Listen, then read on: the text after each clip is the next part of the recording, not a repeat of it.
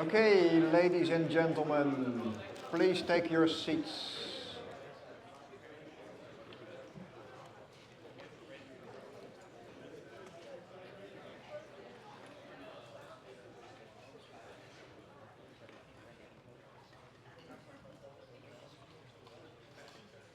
Okay, welcome to this first live lecture. Let me first tune the volume of the audio. Is it clear to you or is it too loud? Not loud enough?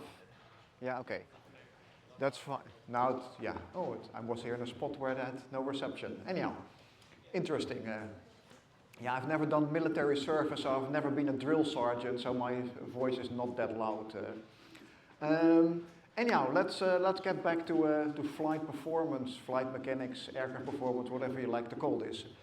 I gave you a bit of a challenge to make a performance diagram for this aircraft and also the next one, which is on the next slide.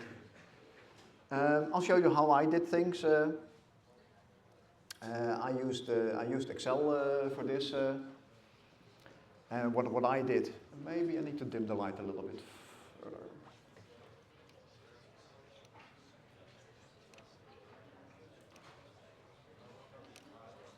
Then it becomes a bit more clear. Basically, here I have the data for the first aircraft, and here I have the data for the other aircraft. And then I just started making a table. I started with the velocity, and the thrust had been given for this jet aircraft as 12,000 Newton. And then I just started calculating lift coefficient, drag coefficient, and then the drag itself.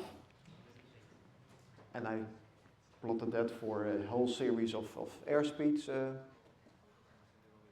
And then I could make a graph like this.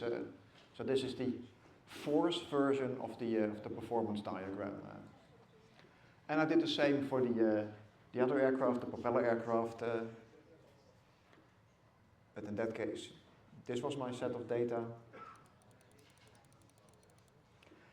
And for a propeller aircraft, we normally use the power version of the performance diagram. So I need to talk power, available power, required power. So that's what I did as well. I had the available power being given. I calculated based on my airspeed and the weight the lift coefficient, drag coefficient, the drag, and then multiplied the drag with the velocity to find required power. And then the performance diagram looks like this. If you look a little bit in the numbers, for instance, for this diagram, you would see the point where the available power meets the required power would be at a speed of more than 300 meters per second. That's totally insane. This will not happen for this aircraft, but just to give you a bit of a feeling on how this would work. Who of you tried this as well at home? A couple. Not bad, not bad.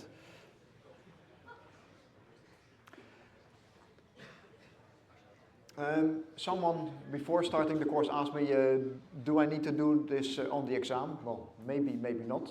In this case, I always say I am not at liberty to speak, or if I tell you, I have to kill you, like they say in the military, so I'm not going to tell you. But maybe I'm going to ask this, maybe not. So I don't know yet, because I haven't made the exam questions yet. Okay, let's go to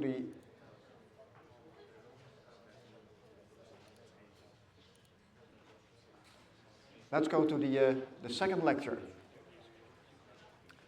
The second lecture is going to talk about horizontal flight. So the main topic of today is horizontal flight.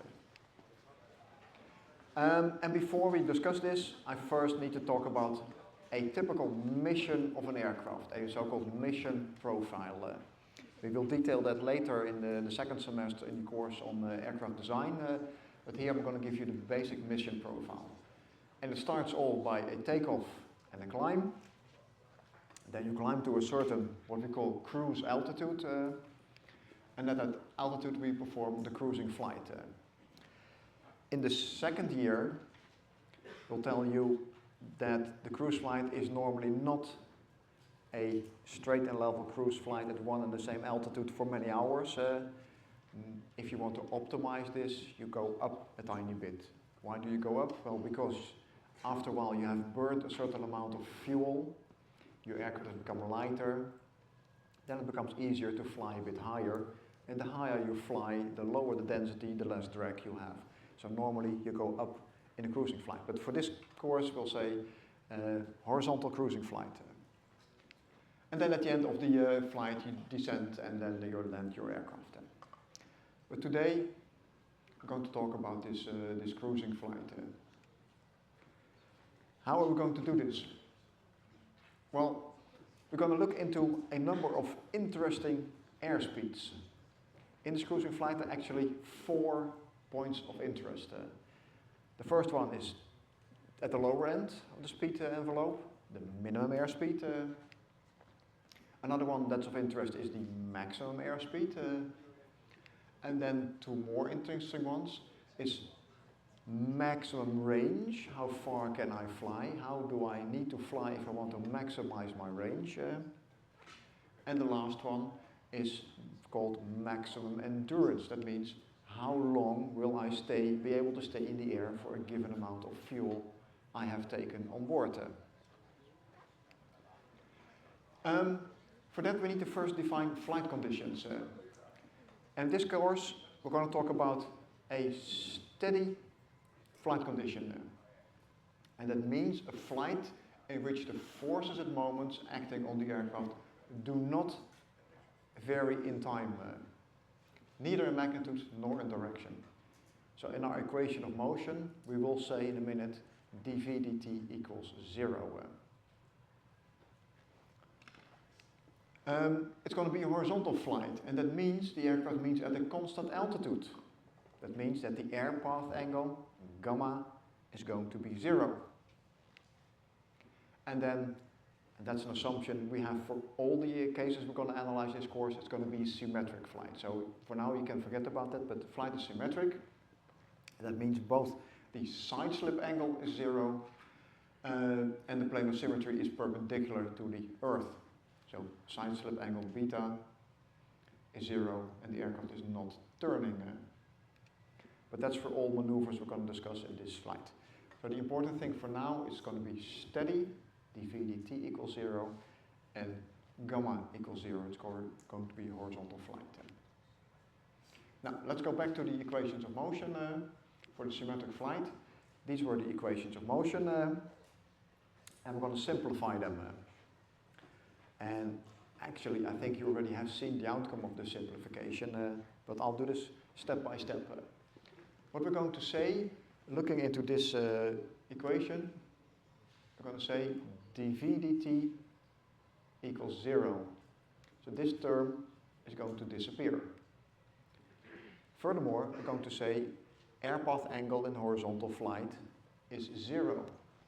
So that means sine of gamma equals 0 and cosine of gamma is going to equal 1. And since gamma is 0, it's also constant, and that means also d gamma dt is going to be 0 for this flight. And then for now I'm going to make one more simplification, and I'm going to say the thrust vector is going to be aligned with the airspeed vector, and that would mean that my alpha t is going to be 0. So this is going to be t, and here sine alpha t is going to be 0, so this term is going to disappear. So what we will see in a minute, for horizontal symmetric flight, cosine of alpha t is 1, sine alpha t is 0, sine of gamma is going to disappear, d gamma dt is going to disappear, and dv dt is going to disappear, and then surprise, surprise, this is what is remaining of the equations of motion. Very straightforward. You will be surprised how much you can do with these 2 simple equations. So that's the starting point. Now what I am interested in is this aircraft. For this aircraft I'm going to make some calculations. And you clearly recognize this as a propeller aircraft. So in this lecture I'm going to focus on propeller aircraft.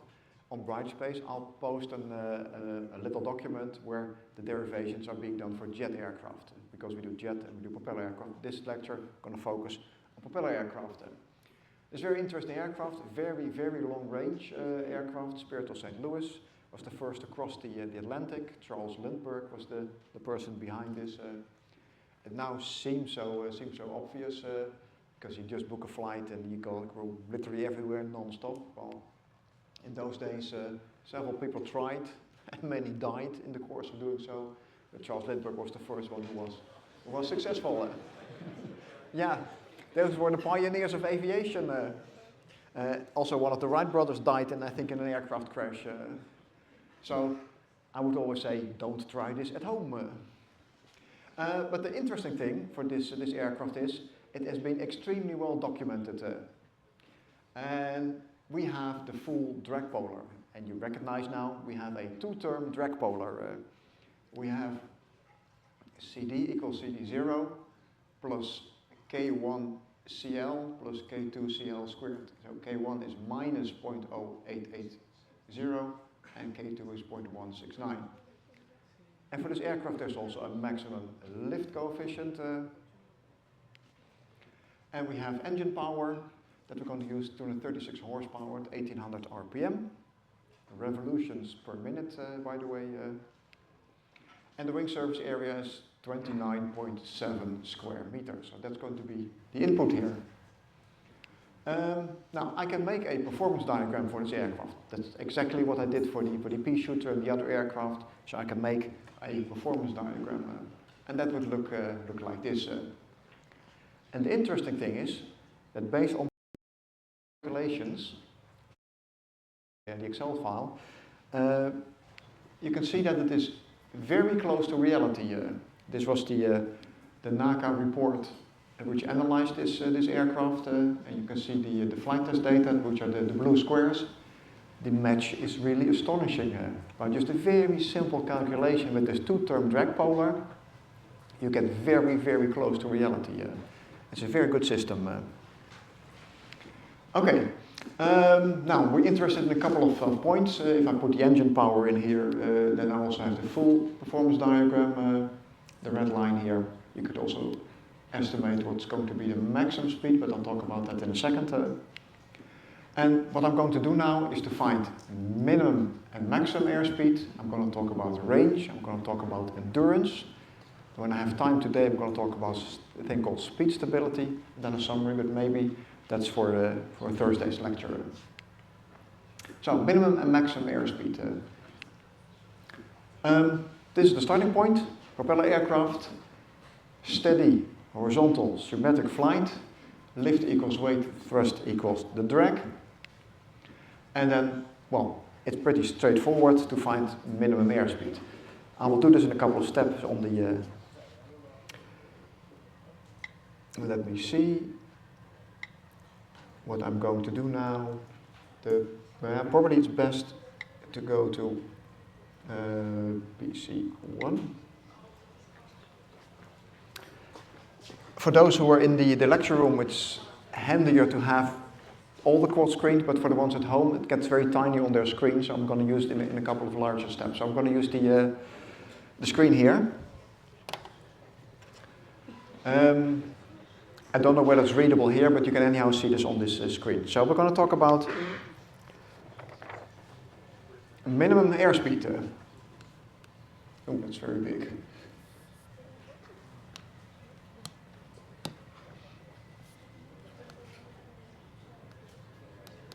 I'm in another screen. I need to go to number 1. Yes. So the first thing I want to look into is minimum airspeed.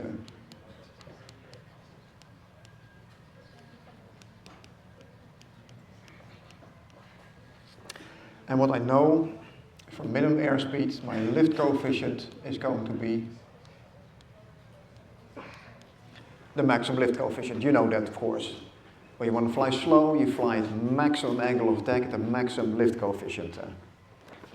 And now use the equations of motion. Equations of motion, we have thrust equals, and lift equals weight. And this is the interesting one, because this we can write as CL half rho V squared S. And by the way, unless specifically told otherwise, I use true airspeed. I don't talk equivalent airspeed or indicated airspeed, I talk true airspeed normally. Equals the weight. And from that, I can figure out that the velocity equals W over S, 2 over rho, 1 over CL, and from that, the square root. And since we're flying minimum airspeed, I have maximum lift coefficient. So finding out the minimum airspeed of an aircraft is pretty straightforward. Just use this equation of motion in this form. And this is also a great tip for the exam. Sometimes people panic a little bit because they don't figure out how the things work, they don't understand anymore. If you just remember this equation in this format, you normally get started pretty quickly. I'll show you that a couple of times, but if you don't know anything anymore, this might get you started, but effectively you're solving one of the equations of motion. So that helps normally. Okay. We now know minimum airspeed, so that's an easy one. If you want to know what is the drag then, or the power, well, you can just, the power required is of course the drag times velocity, and the drag is CD times half rho V squared S times a velocity, so you have to figure out CD half rho V cubed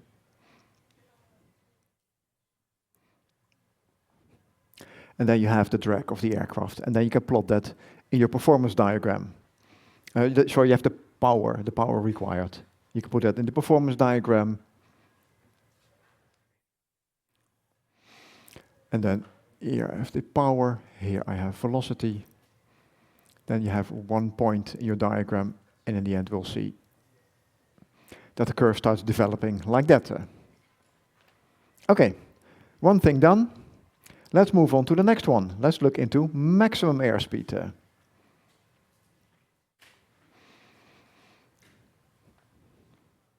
That used to work. Yeah, it did work in the past. Maximum airspeed.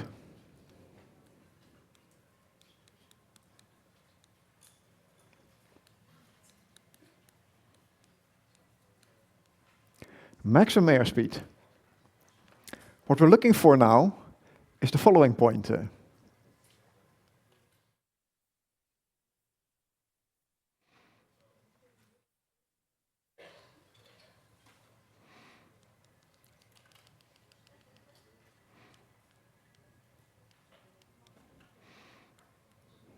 Here we have the available power, here we have the required power, and here we have velocity, and here we had the minimum airspeed. So we're now interested in this specific point. If you have the data of this aircraft, if you have drawn or you have measured the curves, the power required and the power available, you can just put it in a graph and read it. But we can also see how far we get in an analytical approach. Now, we have the equations of motion. T equals D and lift equals the weight.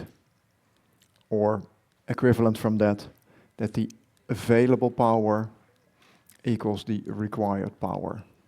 When we talk about propeller aircraft, it helps to talk powers. The maximum airspeed we find at the point where the maximum available power matches the required power. So this is PA, and actually it's the maximum available power.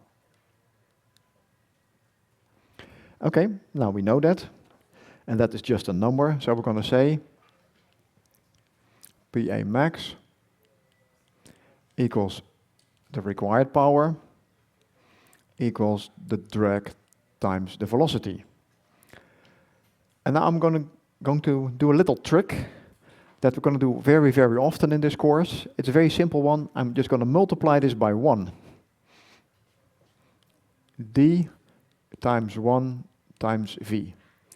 Why multiply this by 1? Well, because you can write 1 in a different way as well. D times the lift over the lift. There's nothing wrong with that. Mathematically, perfectly sound. But then I can take the next step. I can say that is the drag over the lift multiplied by the lift multiplied by the velocity.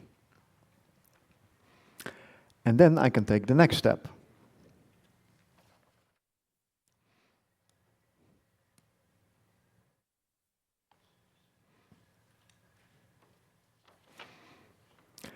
I can use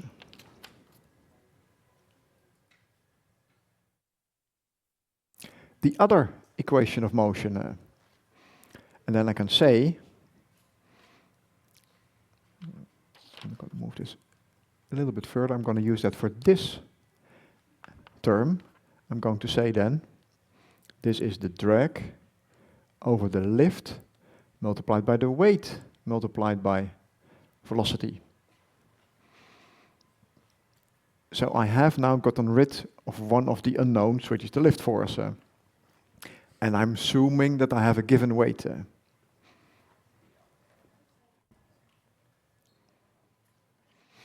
Now I'm going to raise this, and this is an extremely slow process. I can also scroll down a little bit, but that takes... then I'm going to take the next step.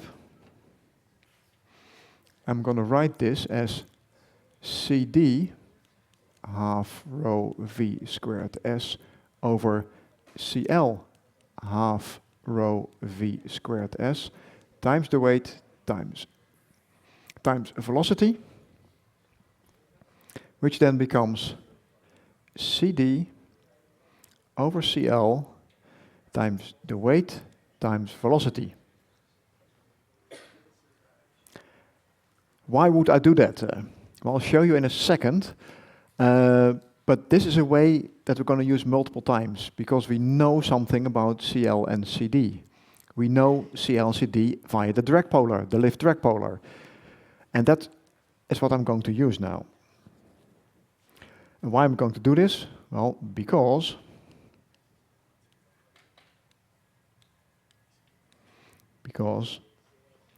the velocity is a function of CL. Remember, we had L equals weight gave me velocity equals W over S 2 over rho 1 over CL. So for a given aircraft, given weight and given surface area and a given altitude, the velocity is a function of CL. But also, CD is a function of CL via the lift drag polar. And what I have done then is that I have made something here which is only depending on one variable, only depending on the lift coefficient. And when I have one equation with one unknown, I can solve it, because that's the trick. We need to go to a situation where one equation with one unknown. Let me see where this wants to scroll up. No, it doesn't. Then I have to go to a next slide.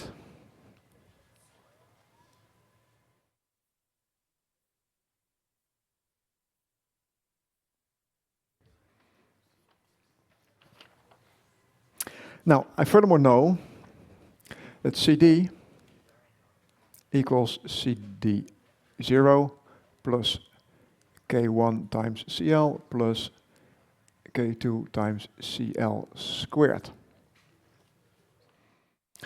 I will assume, furthermore, weight is constant and the density is constant because I'm flying at one and the same altitude. I'm in cruising flight, so density doesn't change. If I'm looking at one moment in time, so I forget the fact that we burn fuel. When we talk about range and endurance, I'm going to burn fuel, and then we cannot assume that later. So we have only one variable remaining. Now just plug this in. PA max equals CD, which is CD0 plus K1 CL plus K2 CL squared over CL, multiplied by the weight, multiplied by the velocity, which is W over S, 2 over rho, 1 over CL.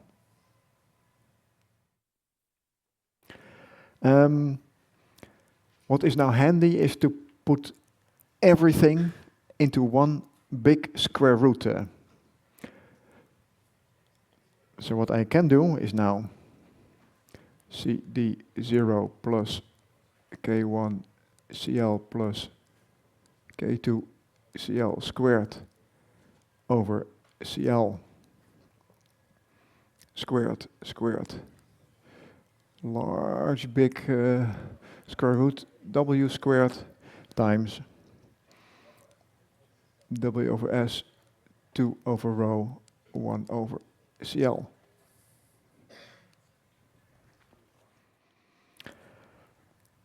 Which then is CD0 plus K1 CL plus K2 CL squared over CL squared. And this also squared. Play a little bit with the other things. What I will figure out is that I have weight cubed over S times 2 over rho. Let me see if I don't make any mistakes. And then I can find the following solution. I can find CD0 plus K1 CL plus K2 CL squared. This squared and CL cubed. And I have to have the CDL cubed here as well. Equals PA max squared times S over weight cubed times rho over 2. In principle, you could solve this for CL, and then you can figure out the airspeed. I will not ask you to do this in the exam, at least not to solve this fourth order equation, but if you do that with a graphical calculator, you can figure out what the CL is. There's one catch here.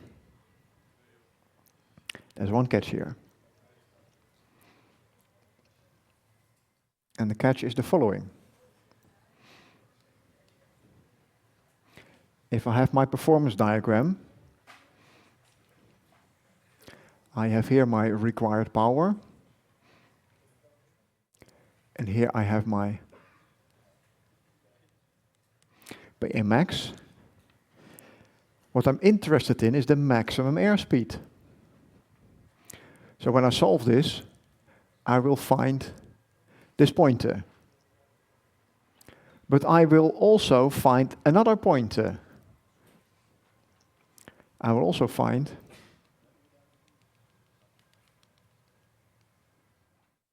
mathematically speaking, I will find a second solution. And that is, of course, a useless solution, because this was the minimum airspeed. So this is physically not possible. So the boundary condition is that CL must be smaller than CL max. So mathematically, you will find two solutions. Physically, you can only find one solution. So that's the catch in there.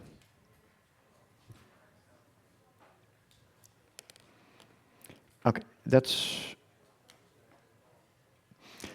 I've also put that in the slides. I'll run through the slides in a second. Everyone finished writing?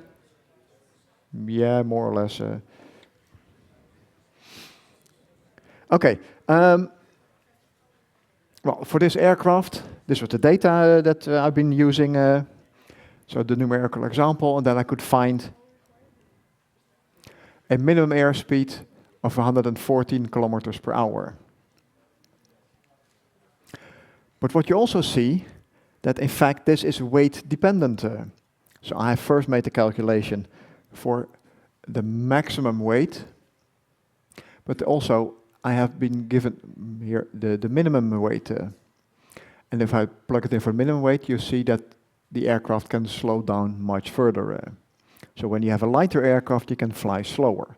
So throughout the flight, Charles Lindbergh had to change his airspeed as well. Can you even go slower? Yes, of course you can go slower. I guess you have been told about flaps and slats, is that correct?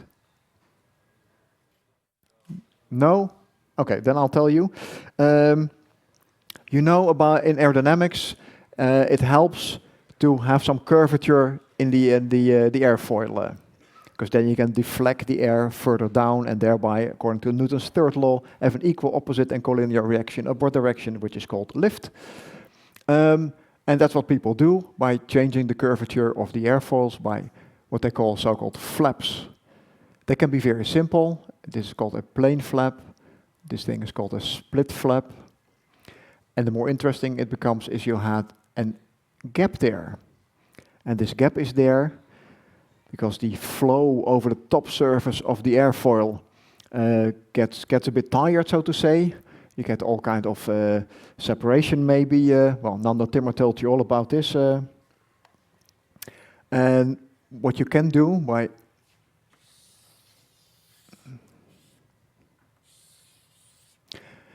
having this airfoil re-energize the boundary layer, because here you see there's a boundary layer developing. And by putting new energy into the boundary layer, the flow will not separate, but it will be able to follow the contour of the airfoil much further and thereby push the air more down and thereby get more lift. So that's a trick of a split, of a slot here. And this is what we call a single slotted flap. You can also add more slots. Here you have a so-called double slotted flap. There's one slot over here and a second slot over there. So you can do the trick another time. And you also have a thing called a Fowler flap that does just not hinge, but it also extends a bit aft. So it not only increases the curvature of an airfoil, but it also increases the surface area of the wing, so more wing area. You can also do things in the leading edge. Then they call it a slat. Although this one, when it comes out, is called a Kruger flap. The Boeing 747 had Kruger flaps. You can drop the leading edge, or you can even have a slot here. And if you look into a large aircraft, very nice example, Boeing 747, that has a triple slotted flap. And a triple slotted Fowler flap. Here you see the first slot. Here's the first part of the flap. Then here, hiding behind there, is the second slot, and the second part of the flap. And then here's the third one with a third slot. And this has a Kruger flap that folds out of the leading edge to increase the lift. And these are massive devices, and they're also pretty heavy, and they're also sensitive for maintenance. And you still carry them along. You only need them a couple of minutes every flight, but you carry them along for many, many hours. So what the more or less modern development is to go to single-slotted Fowler flaps, a bit larger. So the A380 had a very large, but only single-slotted Fowler flap on the airframe. Okay, that we spoke about minimum airspeed. We know now what that was and what to tell the pilot. For the maximum airspeed, we can calculate things. Roughly 55 meters per second is the answer for this aircraft. And also, again, from the flight test data, you can see that with this very simple approximation with the lift drag polar, you can get very, very close. Now, we spoke at minimum airspeed, and we have spoke about maximum airspeed, and then the next topic is going to be range.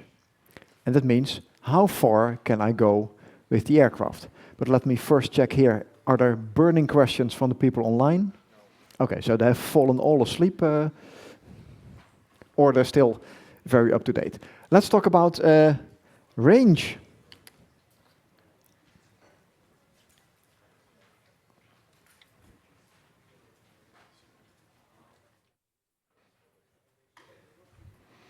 Range.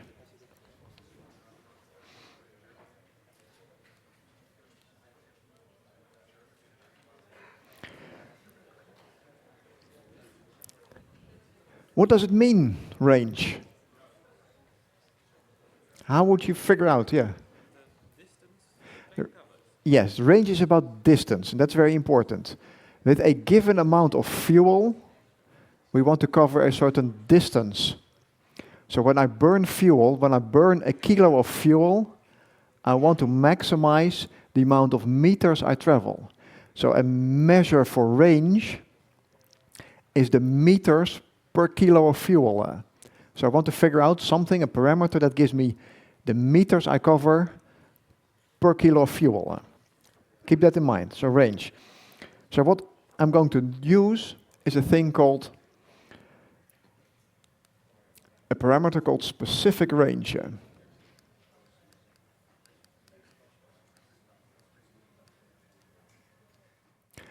And the parameter for that is velocity over a thing called capital F. And that capital F is not the force, it's the fuel flow. So F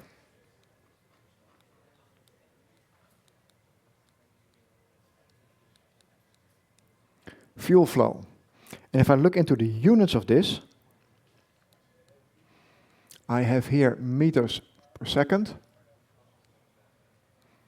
And the fuel flow is kilos of fuel per second. And I worked it out. I have my meters per kilogram. So by looking at this parameter, I have a very good parameter for calculating the range of the aircraft. By just looking at this specific range parameter. So it's the distance, it is the distance covered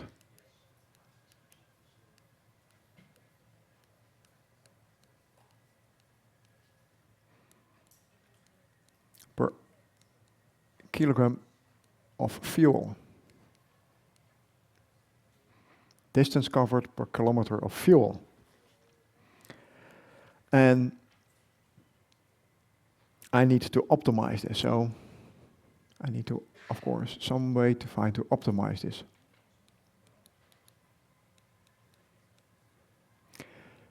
Okay, now we learn about velocity.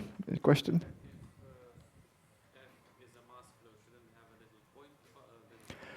You could do that. The question is, if F is a mass flow, should you put a little point about that?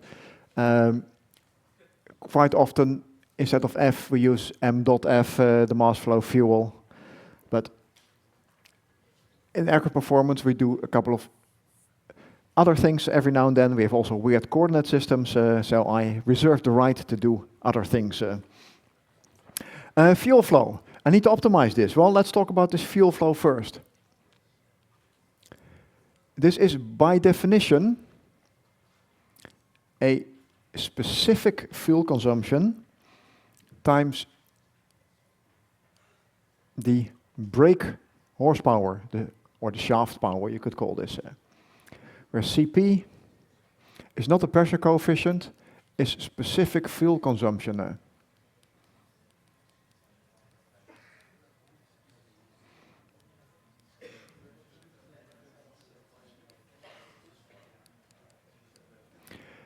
And brake horsepower.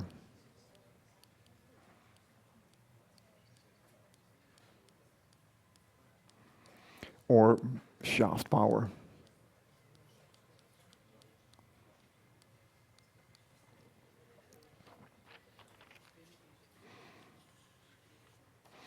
Okay, but this is not going to help us. We need to do a couple of other tricks. Suppose I have my engine here.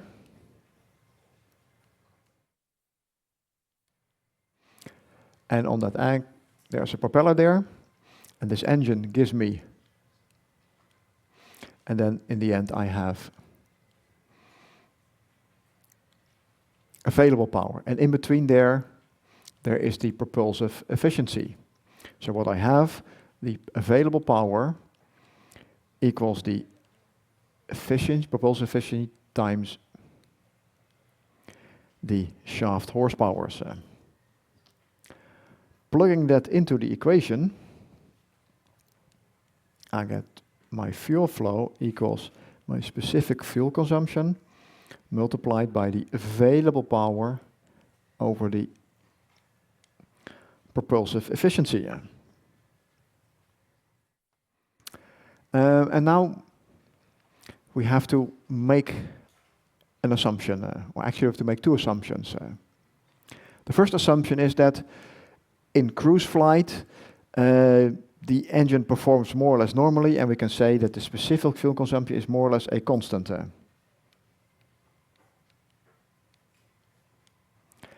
And also for the propulsive efficiency, for the propeller efficiency in case of a propeller engine, we can also say that the propeller efficiency is constant.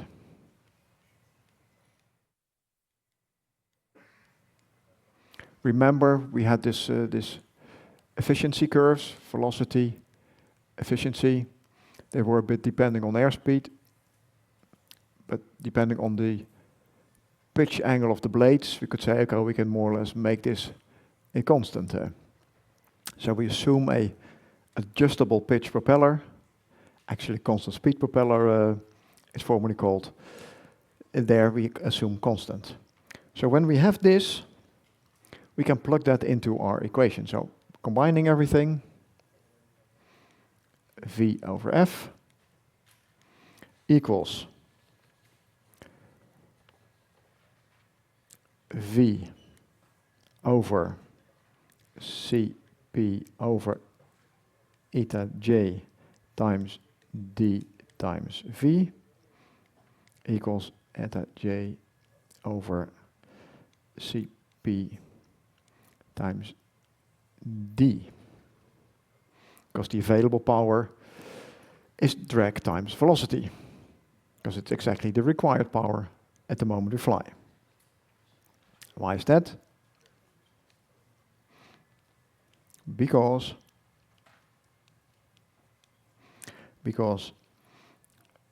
one of the equations of motion tells me thrust equals a drag, or available power is required power.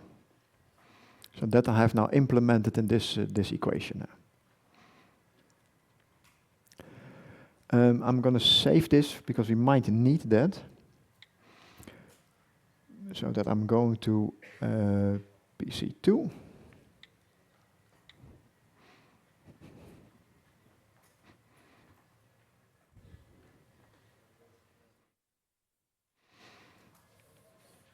Right. Yeah, the interesting thing is this Beamer has 4 computers inside, so I can play with that a little bit. But I have to do some bookkeeping to keep it going. Anyhow, okay. We now assume. Okay, let's rehearse this. V over F equals eta j over Cp times d, and we had assumed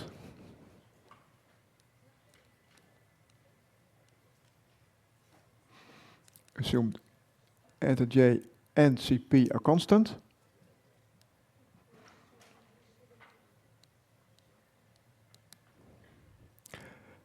Then I can say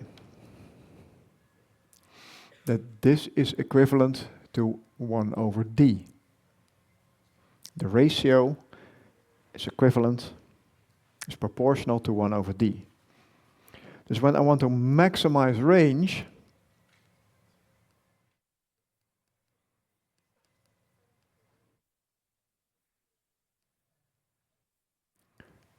that means V over F, the meters I travel per kilo of fuel. Maximize leads me to 1 over d to be maximized, which leads me to the point where the drag is minimized. So if I want to fly maximum range, I need to fly at the airspeed where the drag is minimized. Sounds like a normal conclusion, eh? It's not weird, it's not weird. Okay, to put this in the performance diagram, no, let me do this here. So actually I need to draw 2 performance diagrams.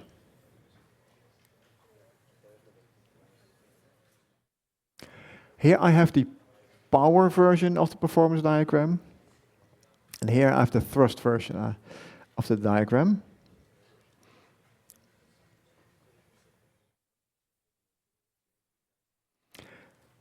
What I'm now seeing is that the tangent, and the angle of the tangent here, is proportional to 1 over V over F. And then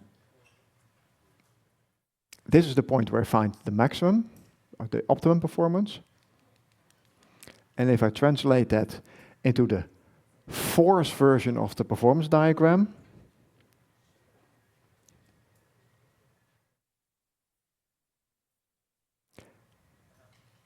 I have here the point where I have minimum drag, and here I have the velocity that belongs to this. Okay, and after the break, I will show you how to calculate those values. So stay tuned for the next episode in 15 minutes from now.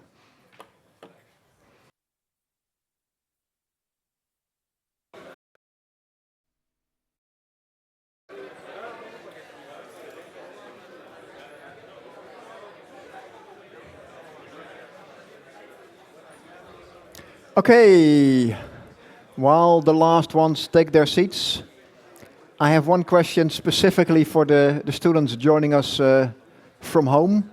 Could you please in the chat comment whether the screen as you see it now with the 4 quadrants visible, whether that is still readable for you? Because it gives a bit better overview those here in the lecture room, but I want to know whether this is still readable for you. So then my 2 lovely TAs here will follow the chat, and I don't know how it looks with their screen. There's a bit of delay, so. Yeah, of course there's some delay. So if you comment this in the chat, I will continue on the large screen. But now you have been able to see this. Okay.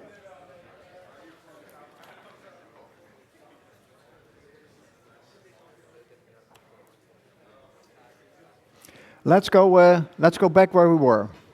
Some say it's readable, some say it's not readable. Okay, so it's a bit mixed. Okay, then we keep it like this. Okay, let's go back. We figured out now that for finding the point of maximum range, we need to fly at the point where the drag is minimal. So in the force version of the performance diagram is the bottom of the graph. Over here, in the power version of the diagram, it's the point where you touch the graph. So here we have the drag curve, and here we have the power required curve. Okay, now, just tell the pilot, fly minimum drag. And then the pilot will tell you, I don't know how to fly minimum drag. I do not have a drag meter on board in my cockpit. There is no such thing as a drag meter. Okay, can't we make a drag meter then? Yeah, probably we could, but there is a much more elegant way to do this. And I'm going to show you the more elegant ways that even pilots can understand this. Okay. The trick. Drag. I'm gonna, again, apply my little trick by multiplying the drag by 1. Mathematically, totally sound. Nothing wrong with that. And then we're going to replace that by lift over lift. And then I'm going to say, remember my equation of motion. And then we're going to say, is d over L is the weight, or equals CD over CL times the weight.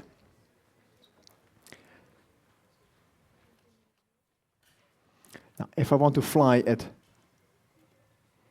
minimum drag, I need to minimize this. And I'm going to say, we look at one moment in time.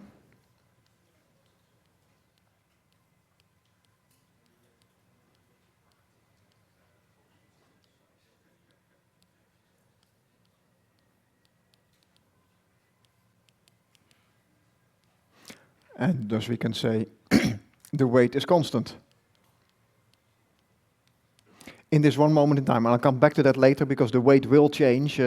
So the answer we find here is not conclusive, but for the time being, I will say this one moment in time.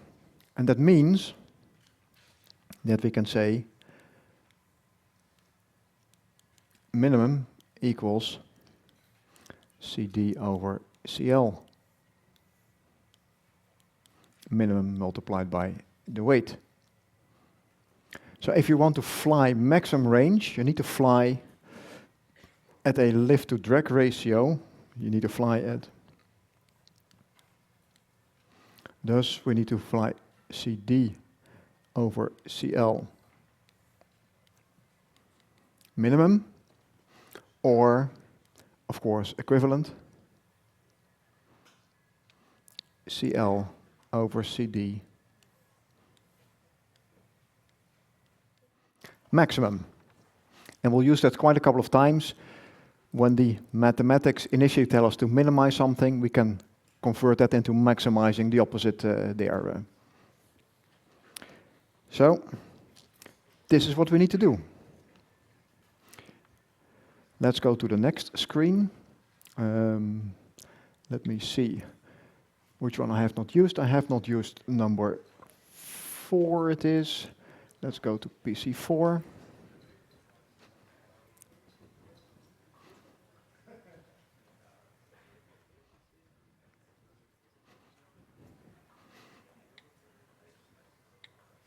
PC4.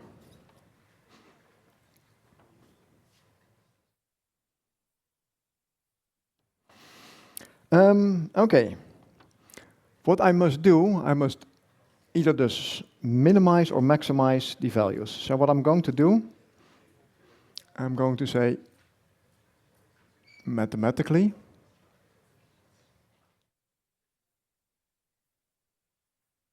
let's create a little bit more space.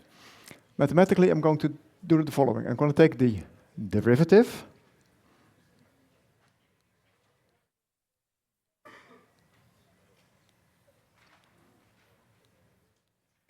with respect to my independent variable CL. I'm going to take the derivative of CD over CL, and I'm going to equate that to 0. That's the same as optimizing. Take the derivative and equate that to 0. You could also take this CL CD with respect to CL. That will be the same. And we will play a little bit with that. We'll play a little bit with that. What is the best option? But in this case, it's handier to play with that. But you can do exactly the same, and a couple of times I will show you the opposite to show that it's the same. Okay, now how are we going to do that? Well, by just filling in what we know. I'm going to take the derivative of CD. Well, CD is CD0 plus K1 CL plus K2 CL squared over CL with respect to my independent variable CL, which is the derivative of CD0 over CL plus K1 plus K2 times CL with respect to CL. I'm just filling in what I know. I don't do any mathematical tricks yet. I'm just filling in what I know. And then I'm going to take the derivative, which is minus CD0 over CL squared. That's the derivative of CD0 over CL. The derivative of K1 with respect to CL is 0. Plus the derivative of K2 CL with respect to CL is K2. And that must be equal to 0.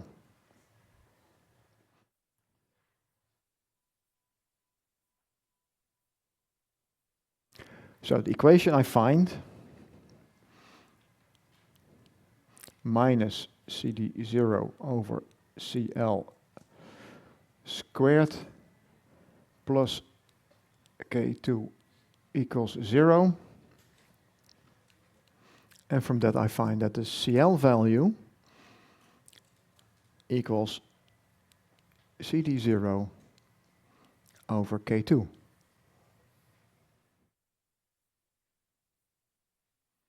And this is then the optimum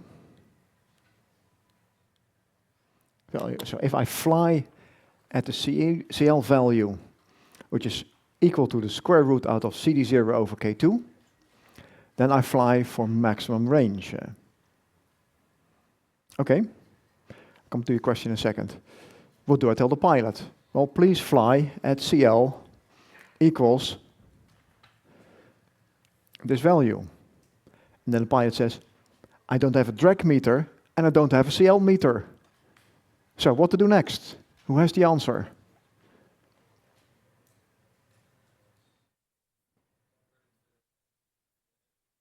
Use the airspeed. Yes, use the equation of motion.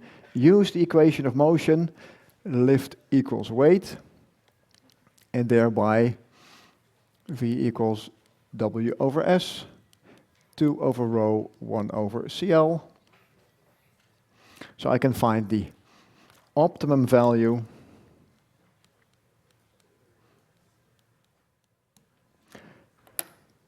for the airspeed. And this is what I can tell the pilot, because the pilot does have an airspeed indicator. Does that answer your question also, or not? Oh, well. How do we know whether that is a minimum or a maximum? Because it's just where the derivative is 0. That's enough. That's mathematically enough for what we need to know. Because there's one optimum only, or at least there's one realistic optimum only in this way. That makes this course so easy. Sometimes you do have trouble with that, but you can see based on the numbers whether it's correct or not. Well, I'll get back to that later. Just by inspection of the two answers? Yes, by See which one's correct? yeah. Maybe remember what I did in the previous hour when you found the maximum airspeed. One was nonsense and the other one was correct. You need some physical background. You need some aerospace knowledge to judge which is mathematically the best solution. And that's why you can choose at your convenience to do this or this, because you do have some background knowledge by now. You have been here for a couple of weeks now, so you have enough knowledge to make that engineering judgment. So this is how it works, and this is what we can tell the pilot. Now let's go back to the slides.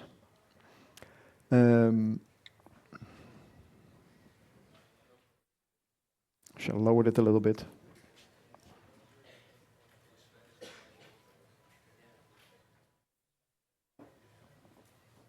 Okay. What do we know? I think I need to dim the lights a little bit.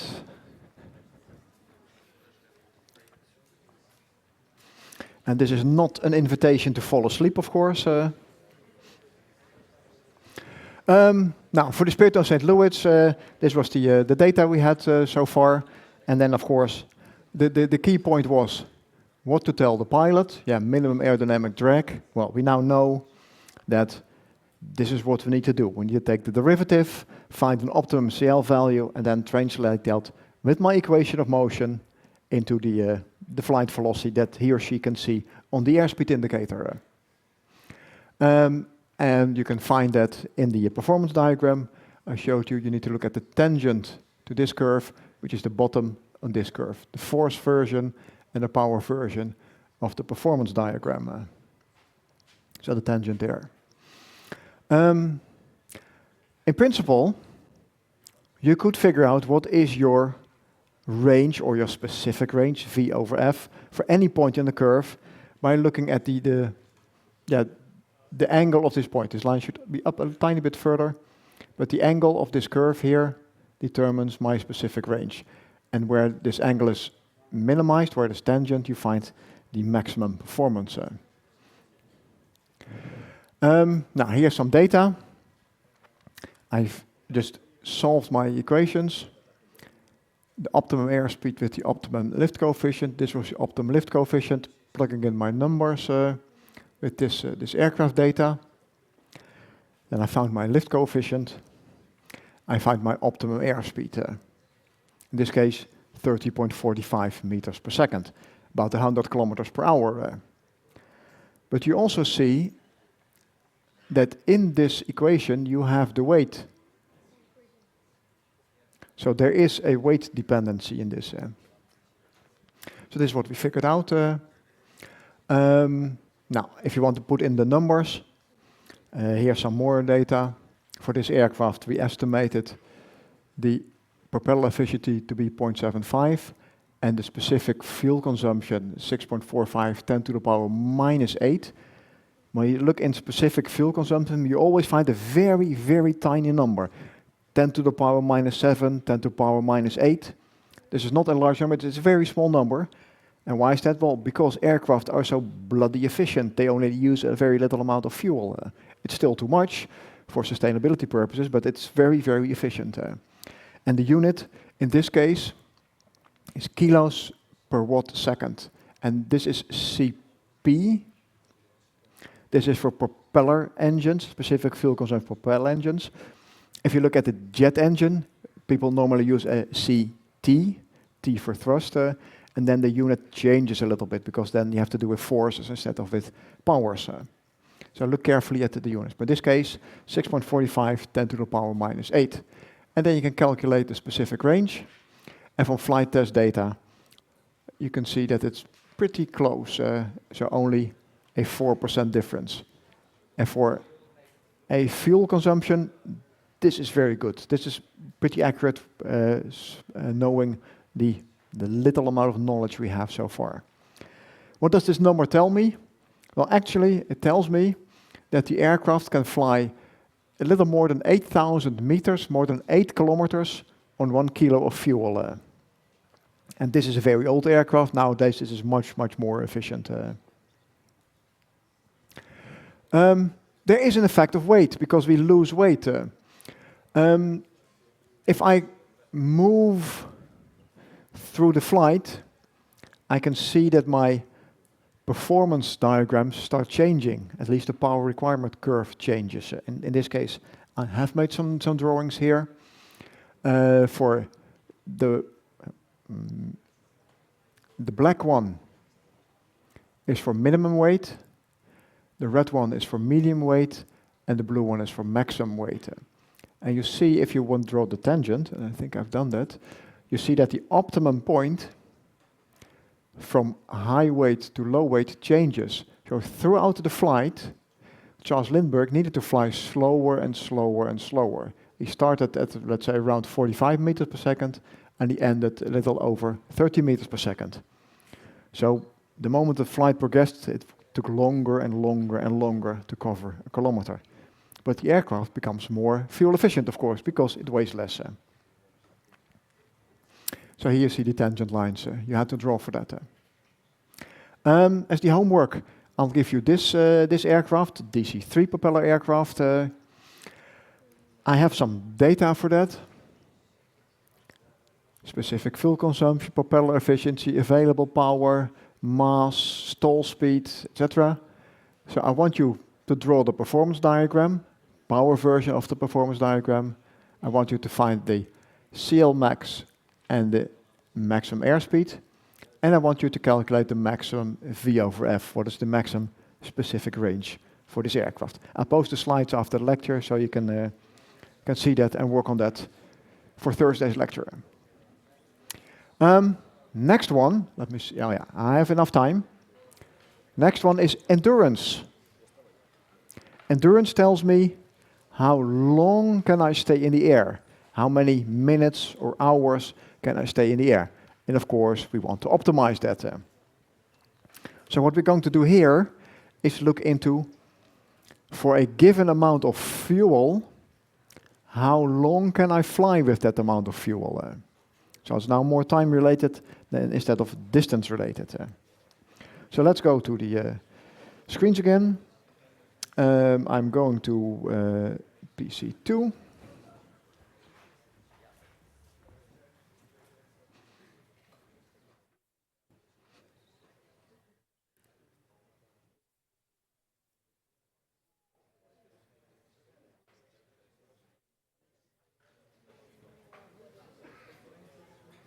Okay, I have a clean sheet of paper.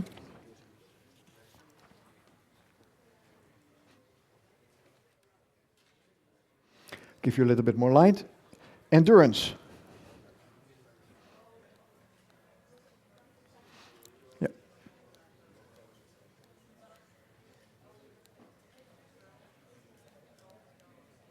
For that, we need to look at the fuel flow.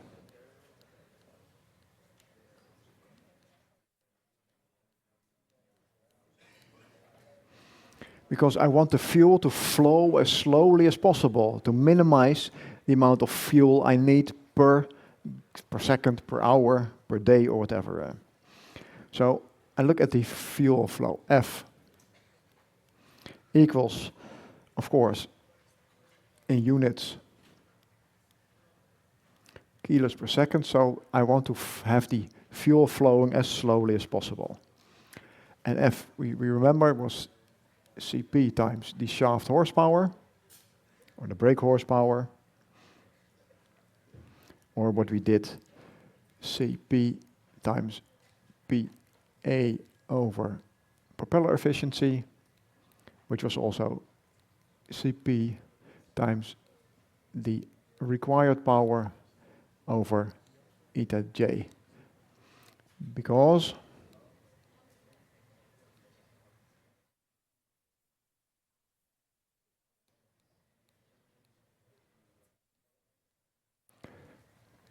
my equation of motion for horizontal steady flight told me that thrust equals drag, or the available power is equal to the required power.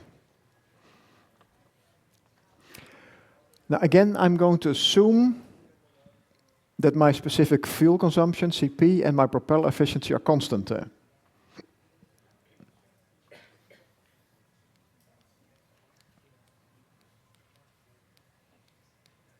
I assumed them to be constant.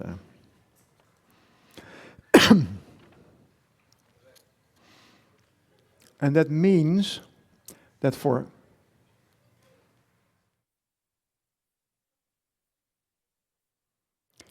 Emax, and not F, but FE stands for endurance. If I maximize my endurance,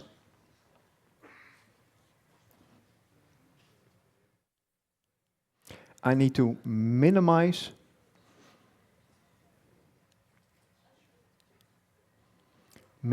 my required power. And that feels logic, eh? If you minimize your power, you consume less, and you can stay in the air as long as possible. So that makes sense. Okay. Now, the easy one is if you have a performance diagram, a power version,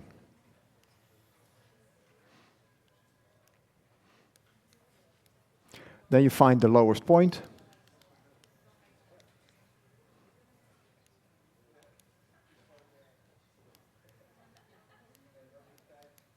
Minimum required power. And then you just read it from the graph and you know what you need to do. So you can tell the pilot also how fast he or she needs to fly. But of course, I want to have an analytical solution as well, so I'm going to give you an analytical solution as well. And that comes as follows. The required power, minimized, equals d times v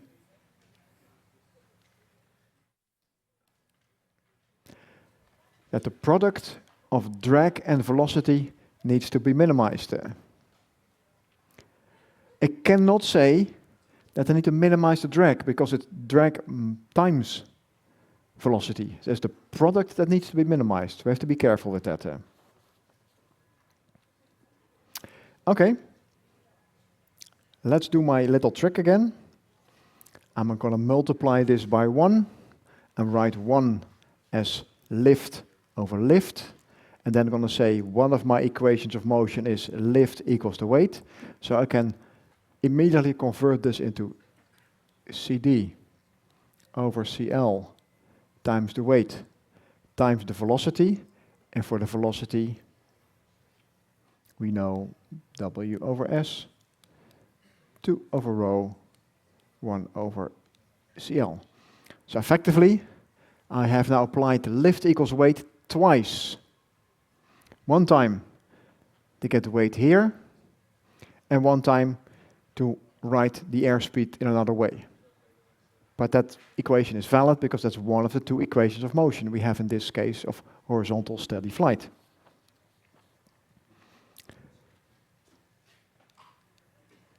Or this gives me in total W cubed over S times 2 over rho times CD squared over CL cubed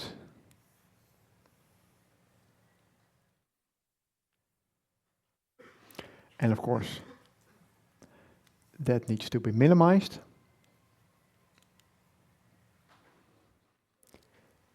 Now assume we're flying at one moment in time. That means the weight we can momentarily take as a constant. We're flying horizontal steady flight, so the density is constant. We're not extending wing flaps or so the S is constant. So this leads to that we need to do the following. CD squared over CL cube to be minimized, or equivalent CL cubed over CD squared maximized. And it's a matter of convenience to choose here. And I'll show you what to choose, but you can do it either way. You have to be a bit flexible mathematically. What I'm going to do, I'm going to do this.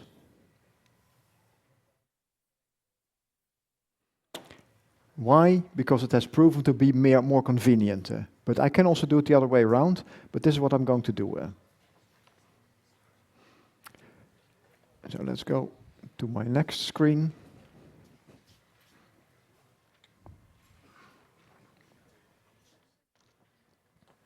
So what I'm going to do, I'm going to say CL cubed over CD squared.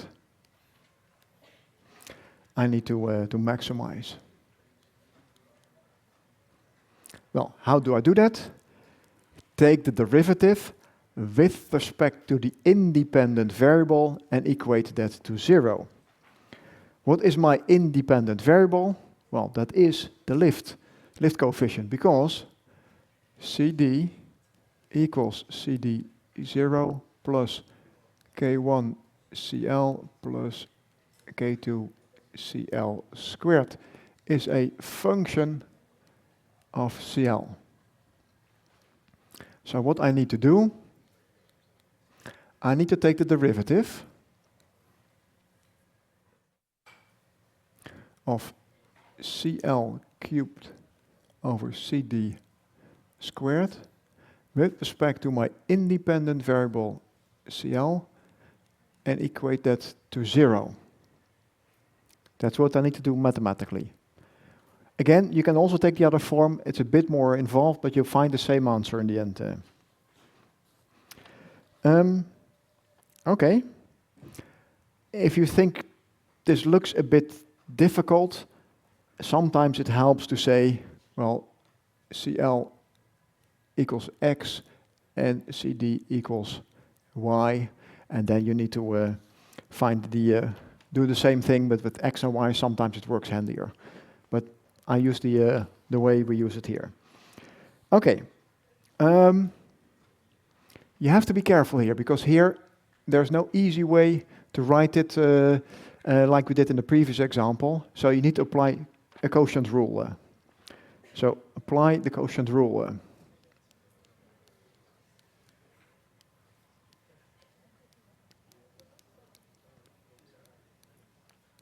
Apply the quotient rule. How do I do that?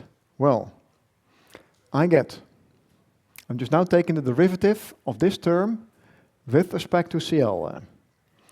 What do I have? I have the denominator, CD squared, multiplied by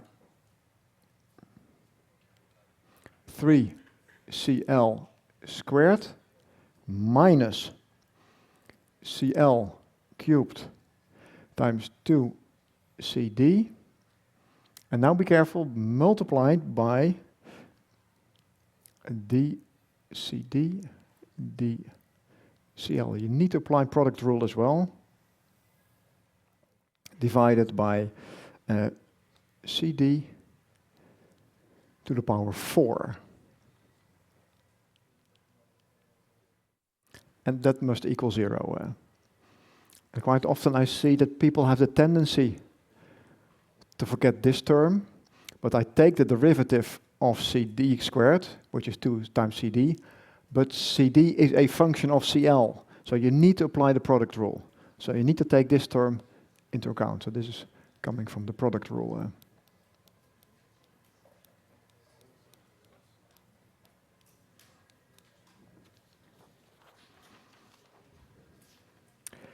Okay. This looks pretty complicated, but there is a rather elegant solution, but that requires some aeronautical insight. When is this expression 0?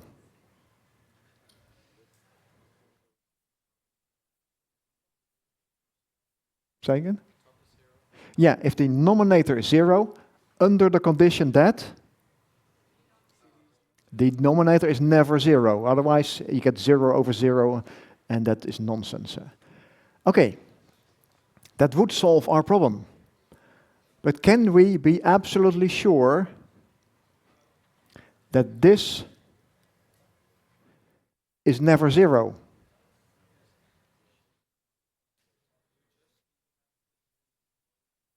Yeah, but it's cubed, so it's never going to be negative. Of the cubed, it's to the power 4. It's never going to be negative. But I have not seen a flying aircraft which has no drag. If you see that, call me. Just in the middle of the night or whatever, call me, because then together of us, we're going to be rich, very rich. So CD0 is never going to be 0, because there's always something, even if CL, you will never find an aircraft with 0 drag. Well, you need to go very far out to space, where there's no atmosphere left anymore, then maybe, okay. But if you do, call me, huh? Can you maybe explain why you applied the product rule? Yeah, because the question is, why did I apply the product rule? Because what I'm doing here for the second term, I take the numerator multiplied by the derivative of the denominator, and the derivative of CD squared is 2 times CD, but I'm doing the derivation with respect to CL, and I know CD is still a function of CL, so that's why I need to include the product rule. So don't forget that if you do that.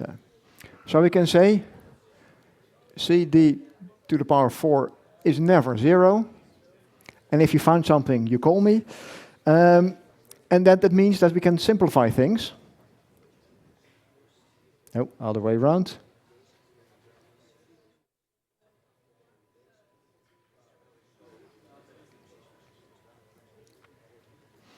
So thus, I need to figure out CD squared times 3CL squared minus CL cubed times 2CD dCD dCL equals 0. Okay. Cleaning up things a little bit. CD 3CD squared CL squared equals 2CL cubed CD dCD dCL. So I've moved that one to the right-hand side of the equal sign. Can I simplify things? Yes, I can simplify a couple of things. I have a CD here and here, so I can get rid of one of the CD terms. I have a CL squared here, and I have a CL cubed here, so I can get rid of this. So that simplifies to 3 CD equals 2 CL dCD dCL.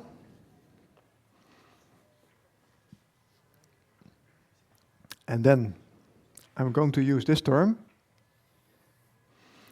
and I'm going to write dCD dCL equals nothing from CD0, K1 from CL, K1 plus 2 K2 CL. So I've now take the derivative of CD with respect to the independent variable CL.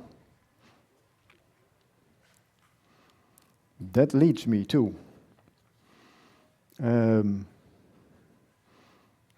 3 over 2. I'm going to move the 2 to the other side.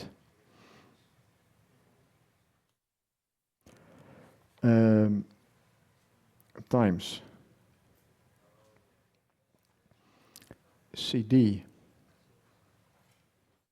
over CL equals K1 plus 2 K2 times CL.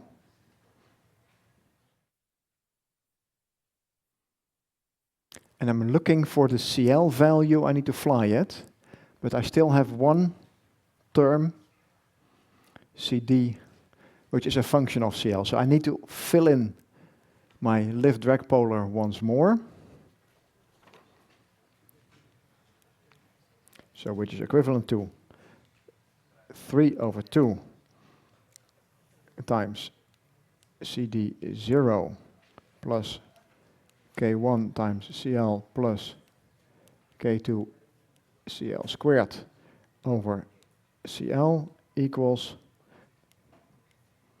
K1 plus 2 K2 times CL.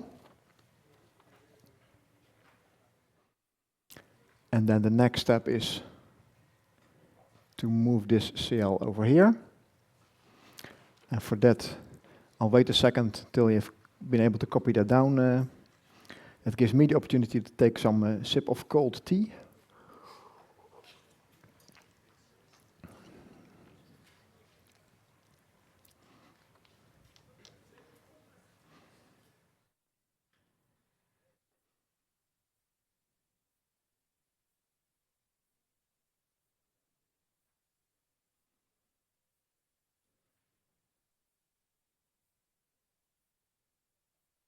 Okay, I'm going to move on a second. Computer number 4.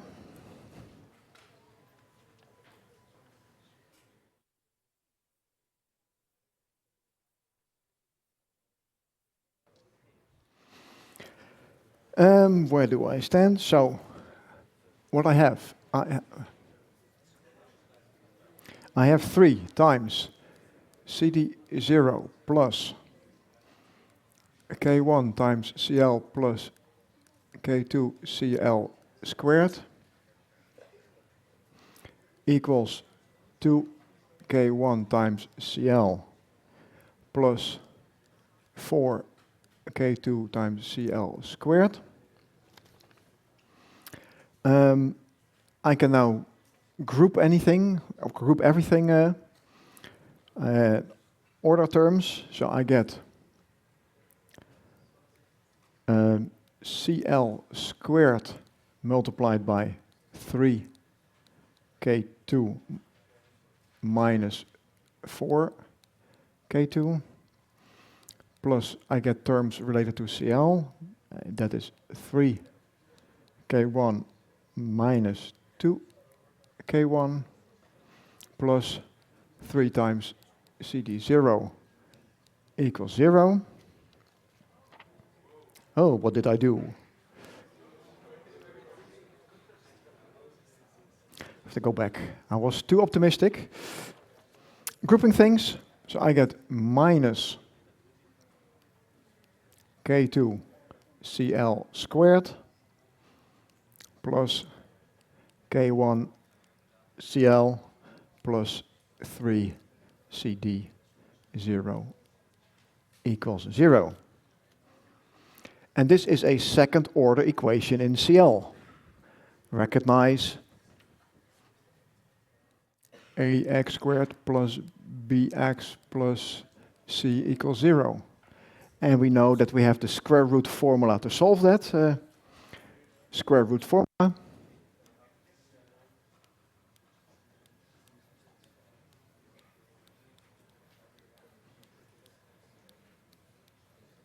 Square root formula.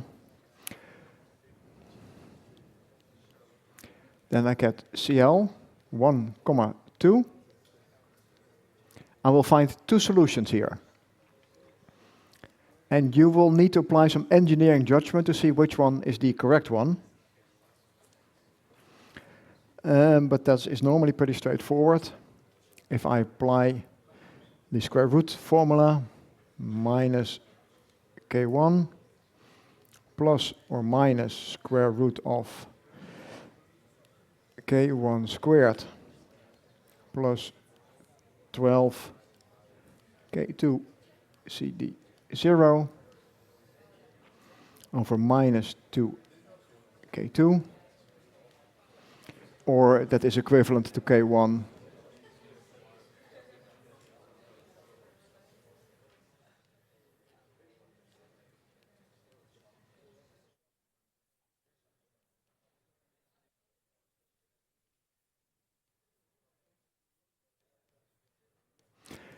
In this case, I've just taken away the minus sign here, and formally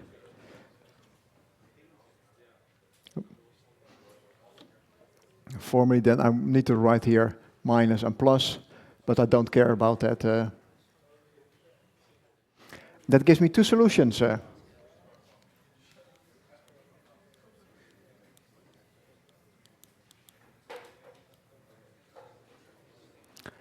And those 2 solutions, you just have to calculate them both. And then you have to apply some engineering judgment on to see which one makes sense and which one makes no sense. And very often you will find someone which is either too large. So if larger, then CL max, then you see that's nonsense. Or if it's negative, a negative CL, that's also nonsense. So you will be able to see which one is the correct one. The mathematics give you 2 solutions, but the engineering judgment, the engineering information gives you the other answer. This is where I would like to stop now. Let me check where there's urgent questions from the chat. Yes, there are many people who ask how you calculate K1 and K2. Maybe interesting question. People on the chat, and even many of them, I don't know why, asked, how do you calculate K1 and K2? Well, you don't calculate them, they will be given to you. I will give you a direct polar.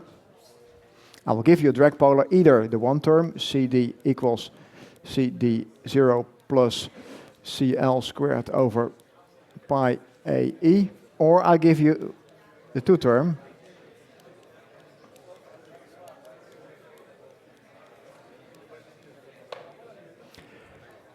or I will give you enough information to backtrace them, of course.